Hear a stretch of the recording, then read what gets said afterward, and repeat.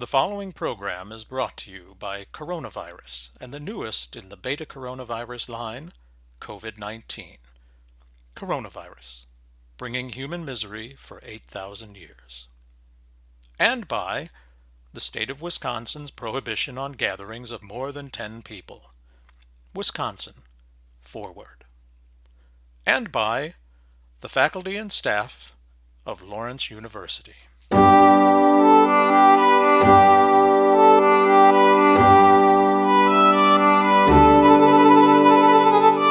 Hi, welcome to Historic Preservation. We are on Lecture 6, in which we're going to talk about the National Register of Historic Places. This is going to be a little bit different kind of lecture because what I'm going to try and do is to actually demonstrate some of the tools for historic preservation that are associated with the National Register.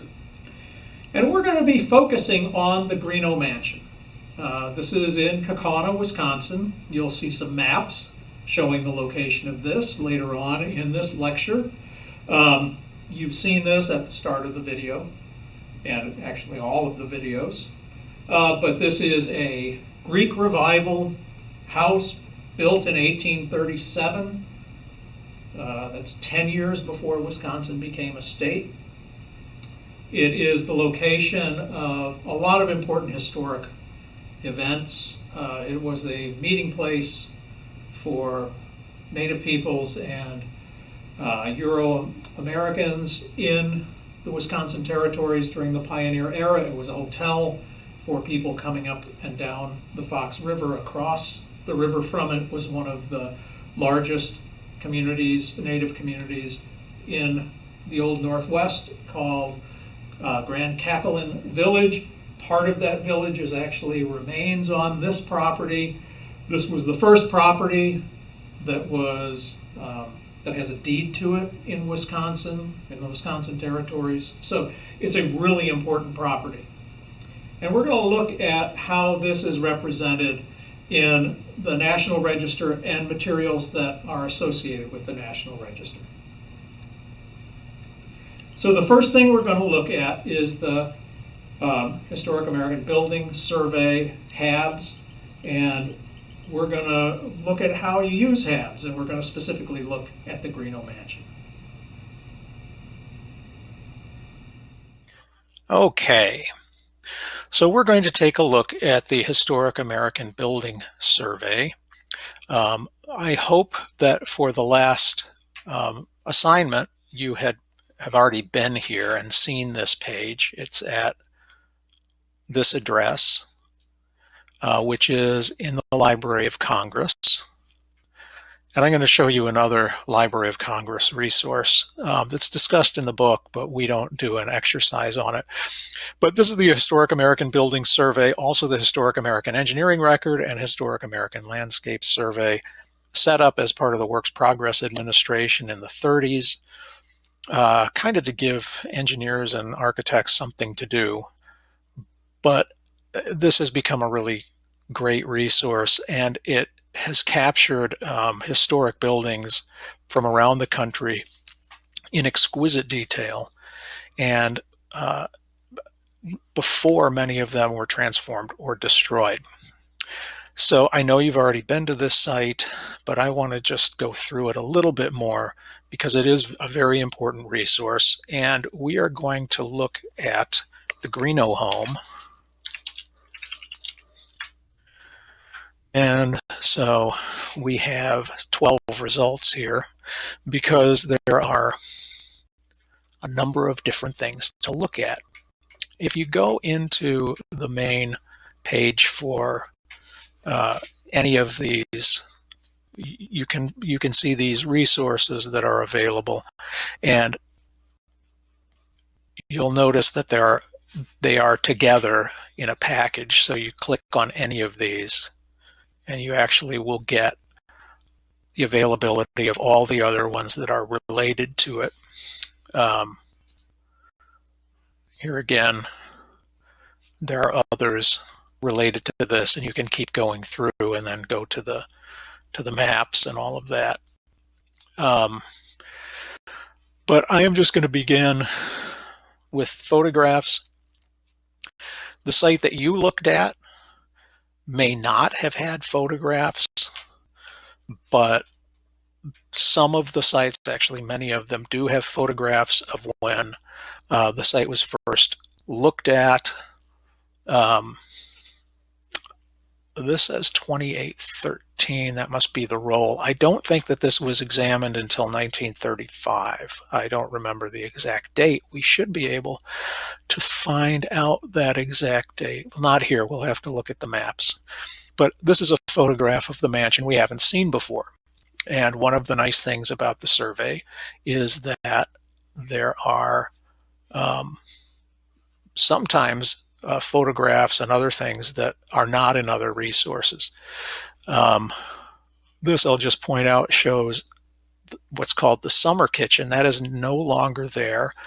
And the Friends of the Greeno would like to reconstruct that. And so this photograph showing the location of that and what it looked like is really useful. You might also notice that these are all downloadable.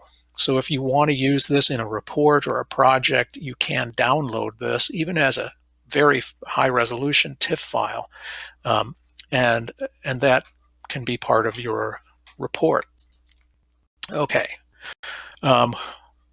We can then go on and look at the drawings. And the drawings are the really spectacular part, I think, of the Historic American Building Survey. So if we look at the facade or the front, some of the things that you might notice is this is the front of the house. And let's actually see if we can't zoom in here a little bit. And this is not going to let us do that. We would need to download this. I'm not going to do that right now. But you can see the very fine architectural illustration. And one of the things you may not have noticed is that they are showing here, in terms of these little lines, they're showing where these are on the side. And what these are profiles of the front of the house. And so you can actually see what all the molding and the roof line and the molding under the roof line, all of that, what that all looks like.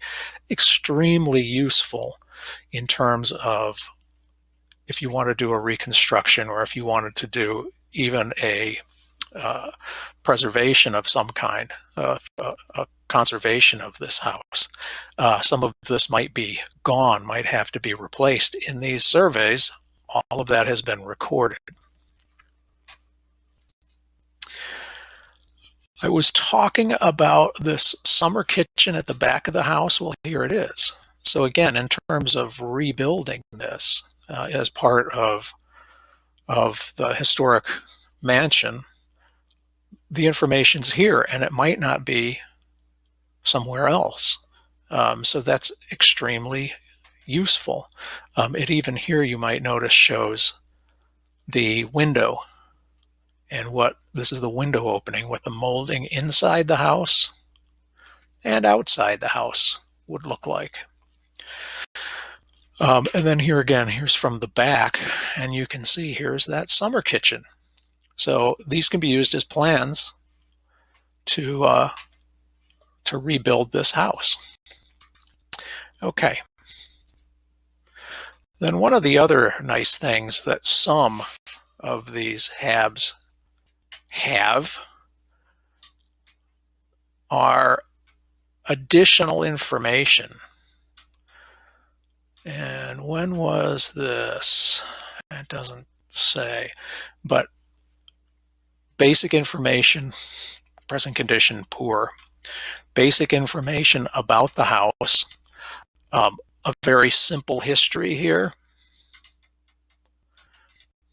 And if we, the house was is in a deplorable condition at the present time.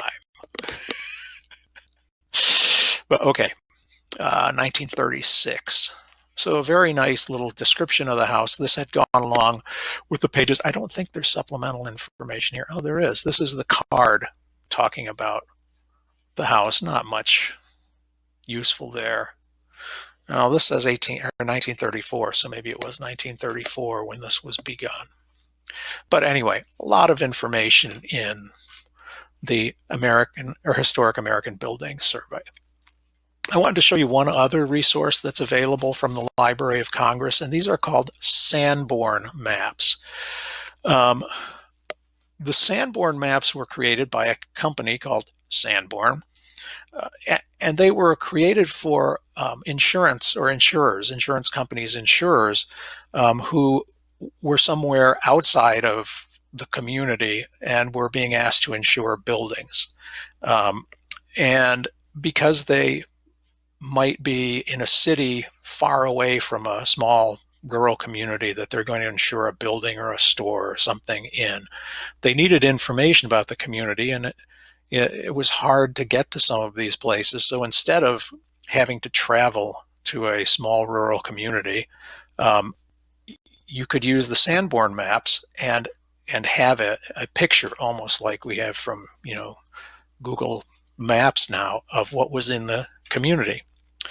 So we are going to go to, they have them by state. Not every state has been digitized yet, and not every community in every state has been yet, but Wisconsin has been done. And so I'm going to go to Appleton. I happen to know that Appleton is right at the bottom of this page. Yes. And we'll go in here to the earliest one, which is 1883. So there's 8 images, and this would have been provided or could be purchased by an insurance company to see Appleton and what was there, so they wouldn't have to travel, let's say, from Milwaukee or Chicago to come up here. And what you might see here is, this is actually north, but if you go here, look, Lawrence University, there's Main Hall. And you can see this, we're going to look at this area quickly. The blue is where they have actually mapped. So this area wasn't mapped. Lawrence University was. We could go over here and just see, this is Law Street. And you might notice over here at the end of Law Street in what's now a park was the Appleton Furnace Company and Linen Works and Patent Paper Company. That's still there, a paper company. This is still Law Street. Appleton Tannery, and my favorite, Appleton Toy Company. I wonder what they made there. So we're going to go to page 4. So we'll go back and choose page 4. And choose page 4. And then I'm actually going to enlarge this to the largest image, or the largest JPEG. And we're going to go down here and look. So here's Lawrence University. It has some information about the building if we zoomed in. But what I wanted to show you, that this is what's interesting looking at these, is that you look here, sorry, and this doesn't exist. This is the Brokaw Hall is here. That's the alleyway. This no longer exists, but look, there's a lot there. It's the New Presbyterian Church. And in fact, I don't think that went away until the 50s. And we can go through some of these maps. I think it has stayed there that entire time. We'll go up a little bit to here and look where the Episcopal Church is. Well, the Episcopal Church is there, but there was Northwest Surgical Institute in front of that. That's since gone. The Forest City Hotel was on the corner. And then if we go down to some of these places, and actually we aren't seeing these as well in this image, so I'm going to go back here because we can zoom in maybe a little bit more. Yeah, we can. Forest City Hotel, but look what's downtown where like Jekyll's is. It was a grocery, flour, and feed store. And well, I don't know what that is. vacuum drying, I think. But look, furniture and mattresses, shop, a shoe place, a bakery, a meat market. Um, so very interesting. These are all the stores that were downtown. And then again, if we go over here to Lawrence University, there we go. We can really zoom in on this. Sorry, I went the wrong way. Two stone wells, stone walls, heated by steam, lights, kerosene, and gas. All right, why do you have all this? Well, again, let's say that you were asked to insure this building. Okay, we go down there. It's a meat market. What's around it? Well, there's a harness shop, there's a hardware store, and a general store, grocery store, drug and grocery store.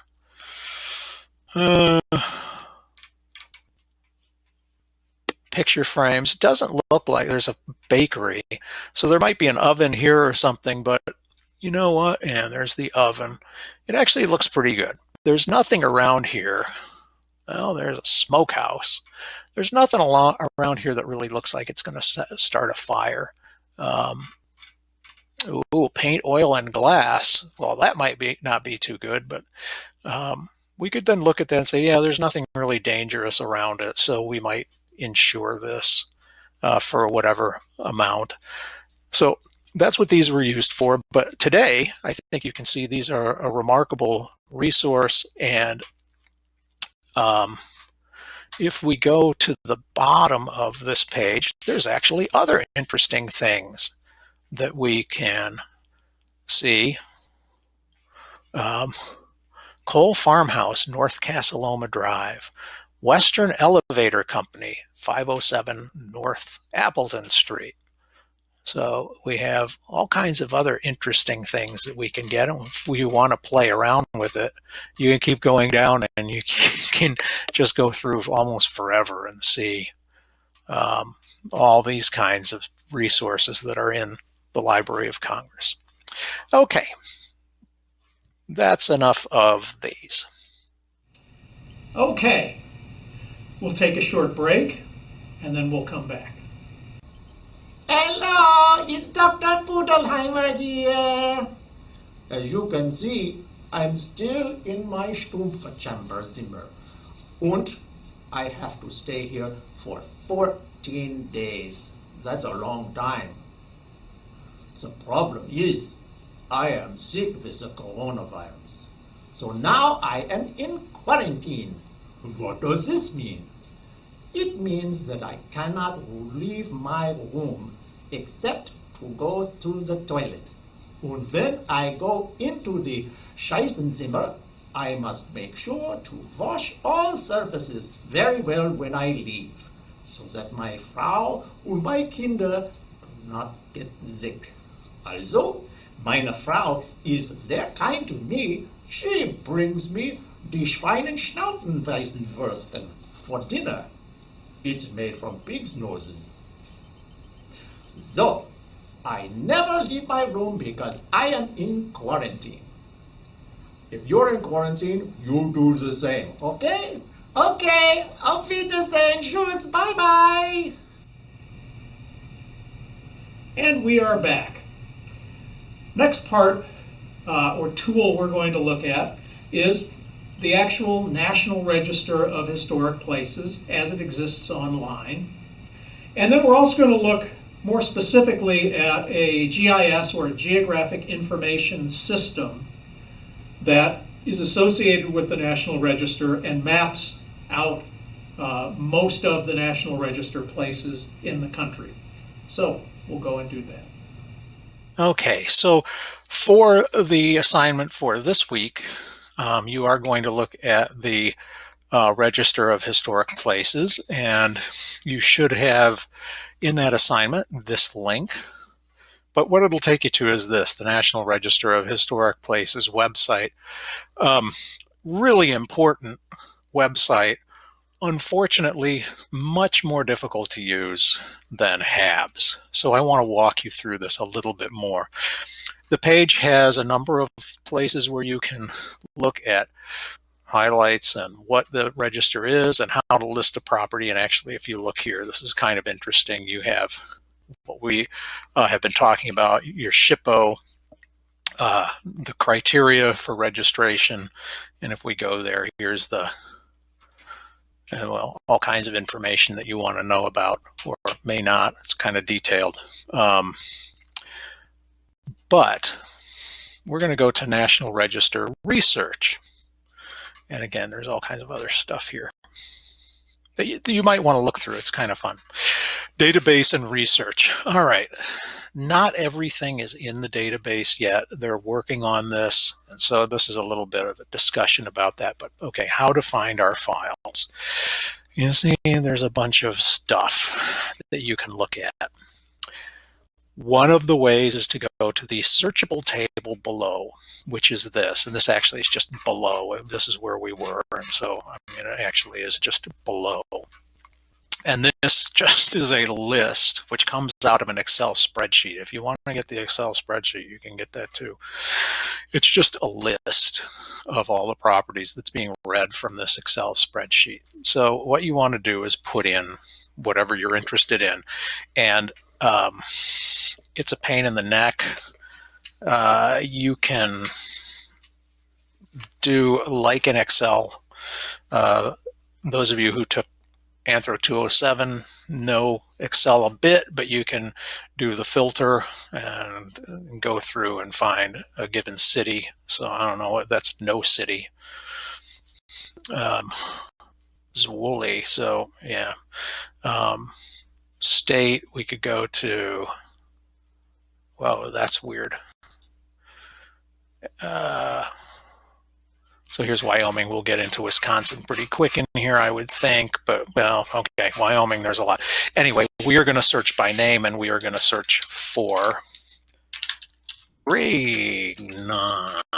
And here we have the Charles A. Greenough House, the Augustin Greenough Hotel, which is on Lake Butamort. That's part of the family. The Norman Brokaw House. That's another one that is in Kaukauna. But anyway, we're going to look at the Charles A. Greenough House. This is the reference number, which can be very important at times for searching for things. But we're going to go all the way over here to the end, click on this, and what we get then is the National Archive catalog. And what you will see here is the actual registration information, and I'll just download that to Adobe, and that probably will take a while to come up. So while it's thinking, and I need to bring this over here, and actually Adobe does not work well on this screen, but will see it has these huge tools, but you can see this is the application. It's an old application. This was 1972, so this was listed very quickly. HAB says 1941, and we saw it as 34 or something. Anyway, it was listed very quickly. Nice description. This is the original content. It hasn't changed very much. Here's the statement of significance. And you can probably read through some of that, but very nice little history here. And again, for research, these can be very useful. So there's all of that. Now, in addition to all that, there are also maps of the property and photographs. And this does not want to continue. So all kinds of interesting information. This is all from the original. Yeah, it doesn't want to do that. All from the original files. So interesting material there. Okay, this is one way to look at this. There are a couple other ways, though, also. So I'm going to close that down and go to another place to look. And that is, so this is where we were, searching NARA Holdings. That's the National Archives. We can go here, National Register of Historic Places, NP Gallery. I don't know exactly what NP Gallery stands for, but nice place or something. This only goes up to 2013. That gets updated, but there are, it says files that are not in NARA's website or in the NP Gallery. Actually, that's not entirely true because there's lots of stuff in the NP Gallery. And this is, for a lot of properties, a much better place to go. So we are going to do the resource name. One of the things that's nice is if you have the reference number, and we could go back here and see if we've got Greenough still listed. No, but we could go back here and list Greenough, get that reference number, and then put that in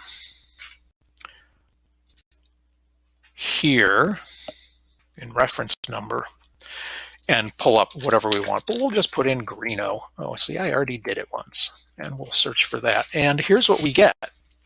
That's that Augustine Greenough Hotel, Charles A. Greenough House. And we can go in and look at these.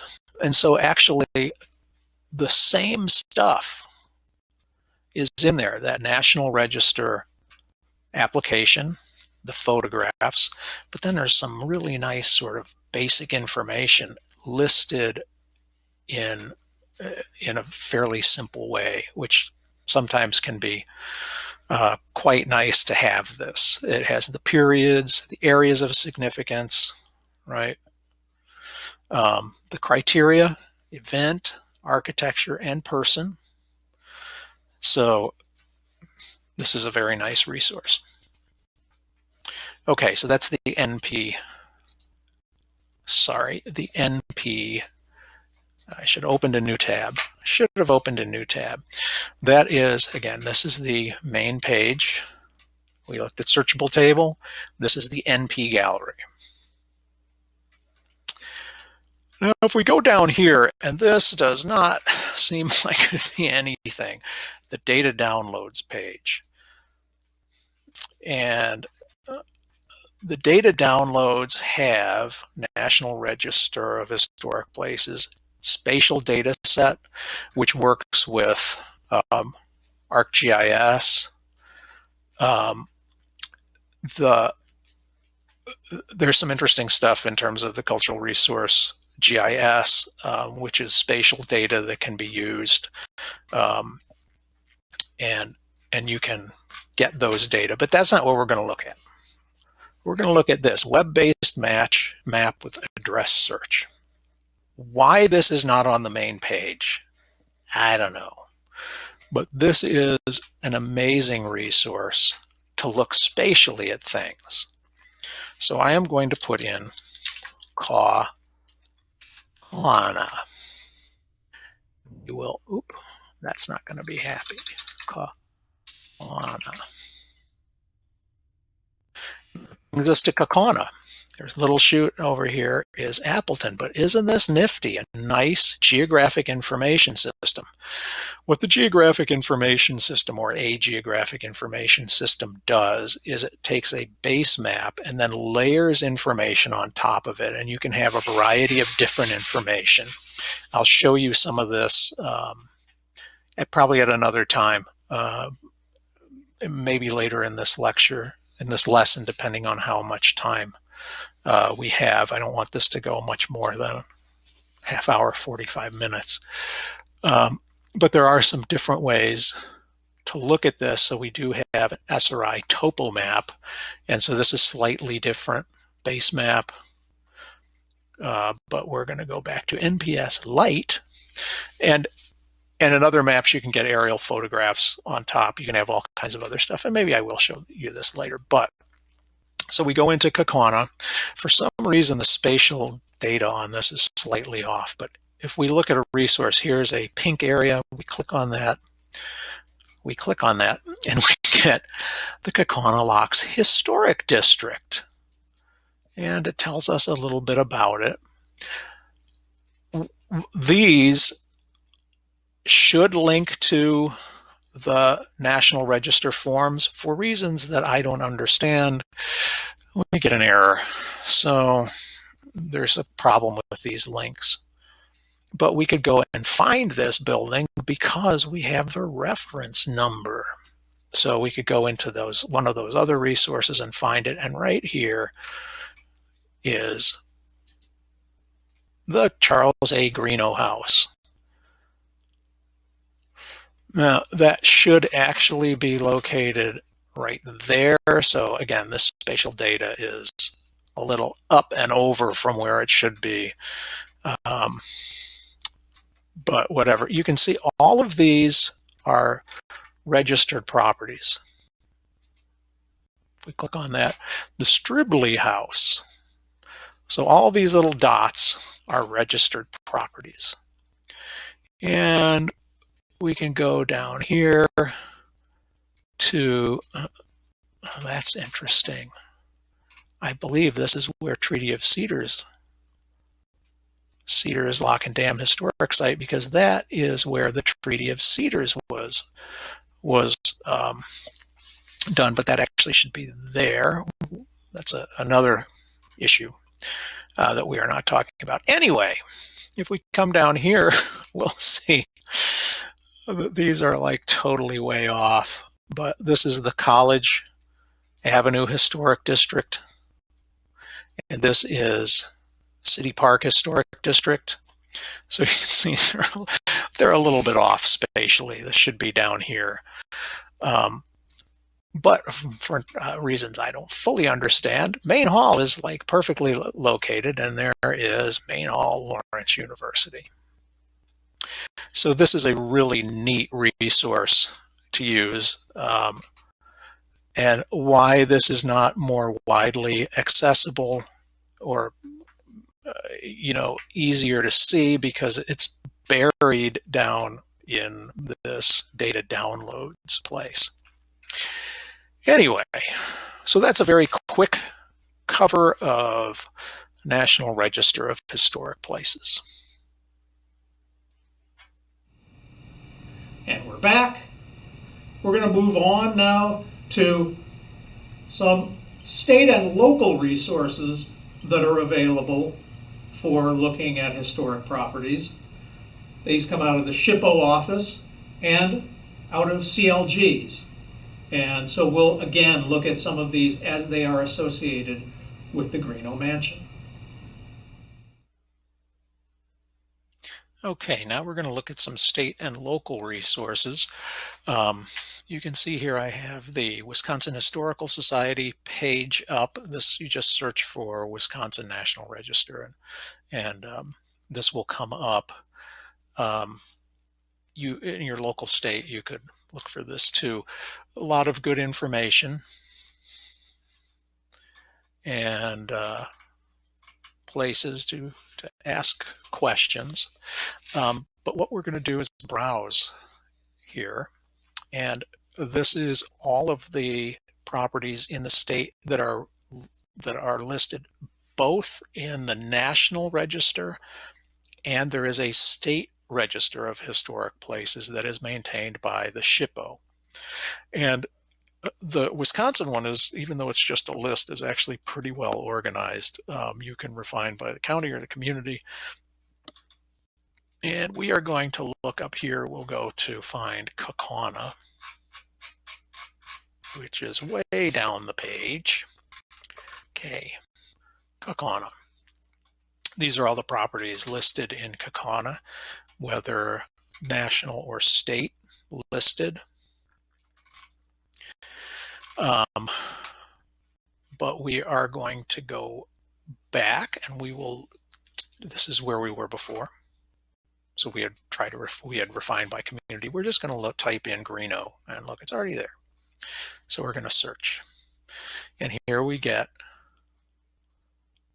that Brokaw House, and the reason it's there is because it's on Greenough Street.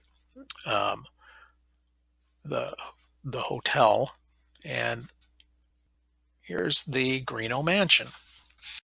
This is a little bit less informative than the National Register itself.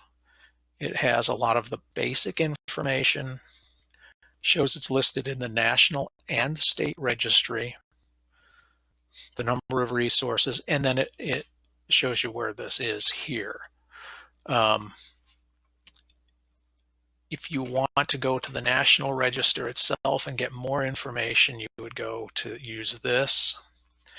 But one of the things that's interesting is that there's often better photographs here. And in fact, there's some interior photographs here. So there is some additional information available on this page, and you can view that and download it if you wanted to, if you were using it for a report. But in general, this is not as detailed as the National Register itself. The detailed information for this is actually in a special resource, comes from the Wisconsin Historical Society, that professionals can use it. You have to be approved to use this, and you have to pay for it. It's about $1,500 a year because this is no longer being paid for with tax dollars, or is only partially paid for with tax dollars. So a professional archaeologist, architectural historian would be able to get this database from the SHPO office and be able to use this to look for historic properties. And again, we could put in here Greenough,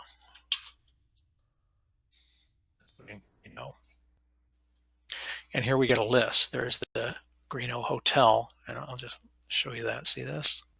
That's gone now, unfortunately. It got torn down because, again, being on the National Register doesn't mean the property is there forever.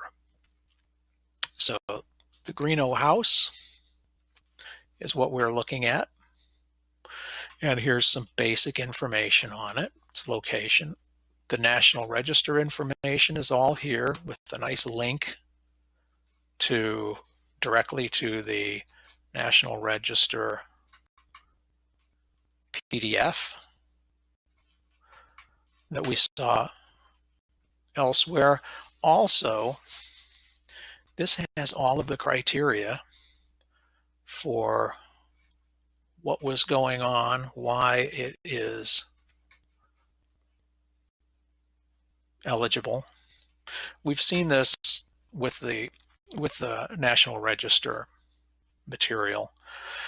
Come on. So one of the things, though, that's nice is that in this resource, there are a lot more pictures, some really interesting ones. These are the ones from the National Register, but these are all unique to the state documentation with some interior views. And this is not happy. There's another page, but we won't do that.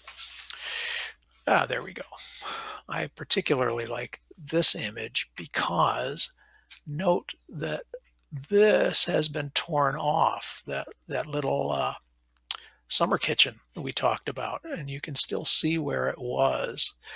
This was taken after a group that's called the CCC, the Civilian Conservation Corps, which was part of the same Works Progress Administration system, came in here, and they began to rehabilitate this building, and that summer kitchen was just destroyed, so they just got rid of it.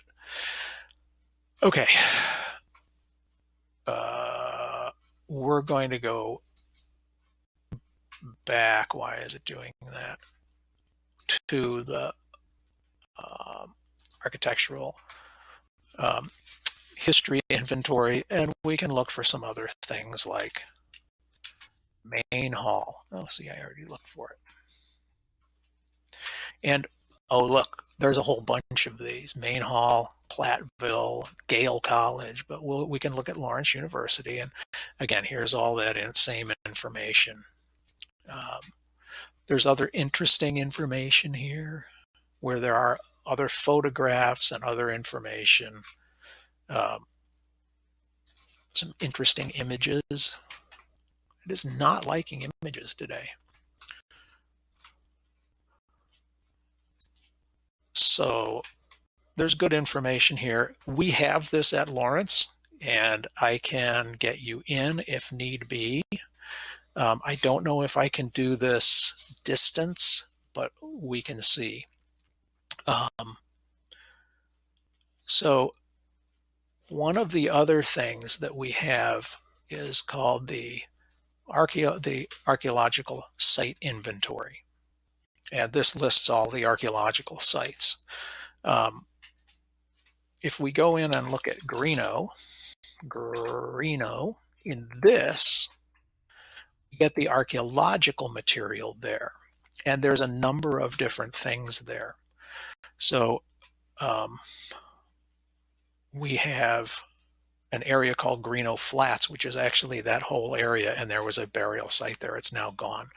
We have what's called the Trading Post, which actually is not the Trading Post, but that's what it's called, which is on the Greenough grounds. But then we also have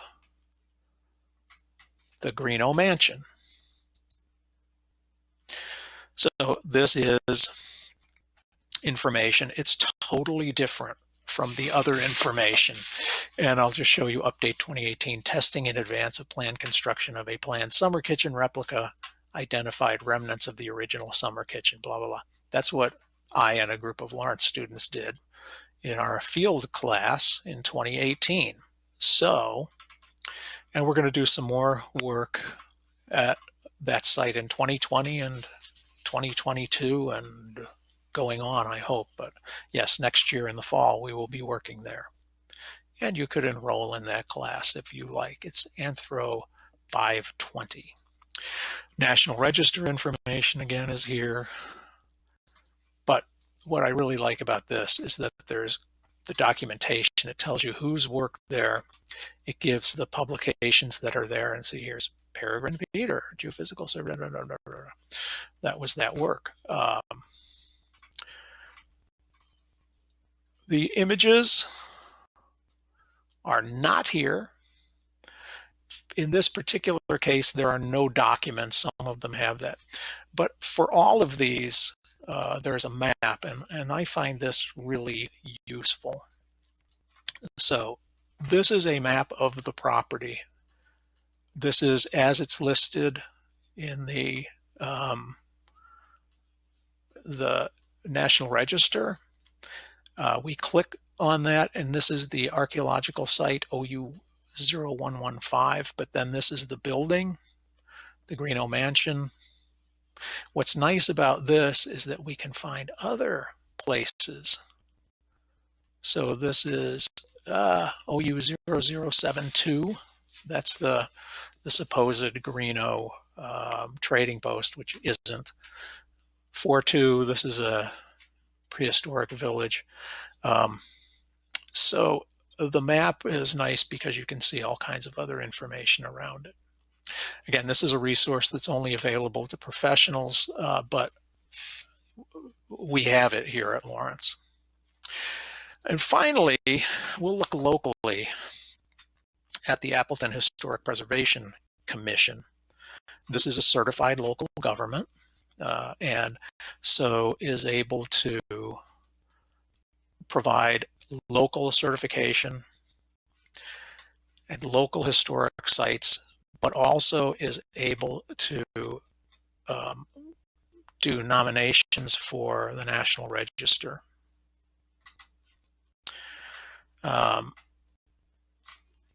And these are the individual sites on the National Register. But we're going to go to Appleton Historic Register and Site Inventory. Again, each community that has a historic preservation commission, and all of them are supposed to, Kaukauna does not. And it may be because it's a village and not a city. that I'm not sure about state law, unfortunately. But here's Appleton. All the blue dots are National Register properties or National Register eligible. If we click on them, this is Zion Lutheran Church, St. Joseph's Church. It is not on the state or local register, but it is locally registered. It has a lot of nice information about it. So this is a National Register eligible property. It is not on the National Register itself. If we go over here, we'll see the Main Hall, which is right there, Main Hall, Lawrence University. I don't know why there's not material on this page, but we can go to the next page. And we have all kinds of nice information. State Historic Register date, National Historic Register date, local Historic Register date. This shows the National Register nomination form. It has a lot of nice information about it. This is different than the National Register form. It's greater than that, and we have some interesting photographs that don't appear to want to come up, but that's okay. We don't need them to come up. Oh, they're down here. That's why. So this is William Howard Taft talking in front of Main Hall in 1911. I thought that was a sort of an interesting picture to have there. If we look here then at this sort of brown area, that's the City Park Historic District. And if we go here, this will show the National Register form for that historic district and why it's an historic district.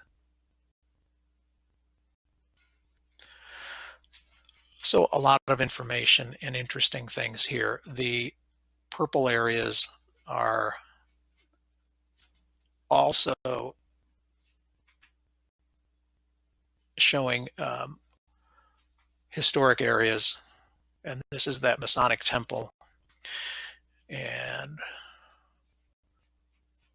potential historic district.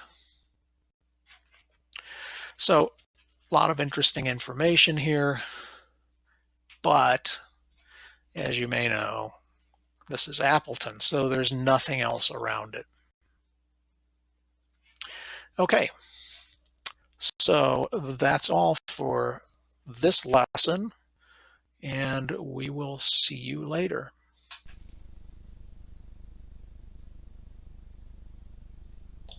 Oh, hello again. I'm just reading in Practical Heritage Management on page 74 in chapter 4. An interesting part of the National Historic Preservation Act. This is towards the bottom of the page, paragraph D. Although the major burdens of historic preservation have been borne and the major efforts initiated by private agencies and individuals, and both should continue to play a vital role, it is nevertheless necessary and appropriate for the federal government to accelerate its historic preservation programs and activities, to give maximum encouragement to agencies and individuals undertaking preservation by private means, and to assist state and local governments and the National Trust for Historic Preservation in the United States to expand and accelerate their historic preservation programs and activities. What do you think about that?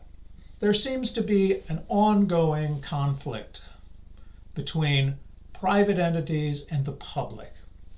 In the United States, private property is sacrosanct. It is the basis, the core of the American ideology.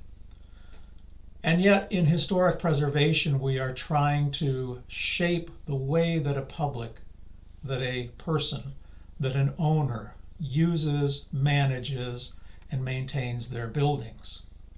How does that conflict play out in the law that you've been reading about and in the processes of historic preservation that you're learning about? It's an interesting thing to think about, and I hope you will give it some thought.